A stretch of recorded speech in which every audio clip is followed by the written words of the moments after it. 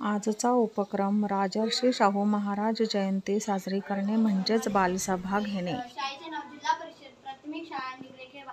मी आता 7वीत शिकत आहे. आज छत्रपती शाहू महाराजांची जयंती. श्री शाहू कोल्हापूरचे व राजर्षी शाहू महाराजांची जयंती. त्यांचा जन्म 1874 साली झाला. ते कोल्हापूरचे छत्रपती शाहू महाराजांचा जन्म 26 जून 1874 रोजी कोल्हापूर येथे झाला.